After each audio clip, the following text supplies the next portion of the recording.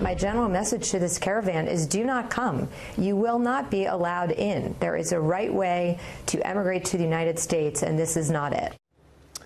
That's Homeland Security Secretary Kirstjen Nielsen. A stark warning for the thousands of immigrants, the migrants seeking passage into the U.S. They are on the move, that caravan through Mexico. Despite that, migrants from across Central America remain committed to their long journey, even as the military begins shifting assets toward the southern border. Want to bring in our headliner, Thomas Homan, acting director at ICE and a Fox News contributor. Sir, how are you on a Monday? And good morning to you. Give us a sense of what 800 members of the U.S. military could do on the border, sir. Well, I think they're going to handle logistics for the Border Patrol. They're going to monitor central traffic, intelligence. They're going to be moving food, water, supplies for the Border Patrol. And what that does is that releases the Border Patrol agents who are currently doing those types of jobs to be on the front line as law enforcement officers defending their nation. So I think it's a good move. I also think you can see a lot more DOD assets deployed. I would think the president would send up to 5,000 troops down there, and we'll see what happens. But the border, having the military on the border is a great idea. Do you think, based on what you're seeing, move in that direction, when you look at the video of this migrant caravan, do you think that many, as much as 5,000, could eventually be necessary? I think so, and we'll see. Of course, it's not my decision.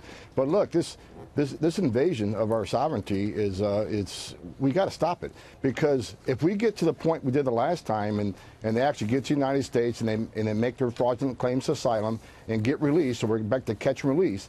If this group is put in the same position to catch and release, then this is going to be an ongoing situation constantly, because other folks in Central America are going to say, hey, get to the United States. We're not going to be detained very long, and many of them won't show up in court. And most of them, 80% of them, will lose their case. Even though they've been ordered by the immigration judge to leave because you lost your case, they won't leave. So why would they stop coming if there's no consequence to deterrence to this illegal activity? Let's go back to Kirstjen Nielsen one more time with more from Chris Wallace on Fox News Sunday. If you seek asylum, do so in the first safe country. Mexico has offered you refuge. If you want a job, that is not asylum. If you want to be reunited with your family, that is not asylum. If you want to just come live in the United States, that is not asylum. There are legal ways to do that. So this administration is intent on putting out that message. You will not be allowed in. That does not deter these caravans. Why not? Because, look, first of all, Secretary Nielsen is exactly right on her point. Look, all you got to do is look at this population, and the Secretary's right. If they're really escaping fear and persecution, look, asylum is about escaping fear and persecution because of race, religion, or your political positions. But these people are clearly come here for a job and to rejoin people in the United States illegally. That is an asylum. But if they're really escaping fear and persecution or really are asylees, they turned down Mexico's offer to claim asylum in Mexico. They're already 2 countries away from that supposed danger.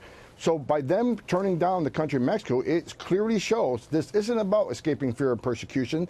This is about getting to the United States. So I applaud Secretary Nielsen what she says, but the reason this caravans keep them coming, because it's about getting to the United States. It's about getting a job and getting back with, getting with people who are here, part of their families in this country illegally already. This isn't about fear and persecution. This isn't about asylum. This is about getting to the United States. Tom, you really get a sense of the frustration, well, in the conversation that's happening across the country on this issue, but when it comes to the White House and President Trump, our own John Roberts, chief White House correspondent, just letting us know that the White House officials, they continue to discuss possible executive or regulatory action when it comes to preventing this caravan from crossing the border. This meeting's happening at the White House this morning. He concludes his reporting here by saying he's not sure whether the White House is not sure whether to do this through an executive order or interim regulation. But officials say the president is not happy with where we are on immigration. Obviously so. But you more so than ever get that sense of just how frustrating this process is and has been. Well, it's got to be frustrating for the president. Look, I've said many times before, I've done this job for 34 years up till I retired in June. I started as a Border Patrol agent on the front line. I've investigated organizations that smuggle people for 20 years. I'm the first ICE director to come up through the ranks. I mean, I've met with the president many times. I've talked to him many times. He gets it. We have a president, and you know, people ought to be thankful that Donald Trump is the president during these times, especially when our sovereignty as a country is under attack. He wants to do everything he can legally just to control our border, to protect America.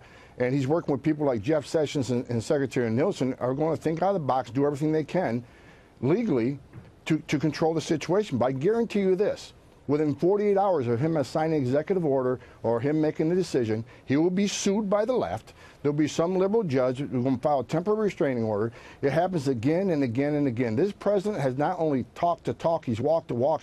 He's done everything within his power to secure this border. Congress has failed him.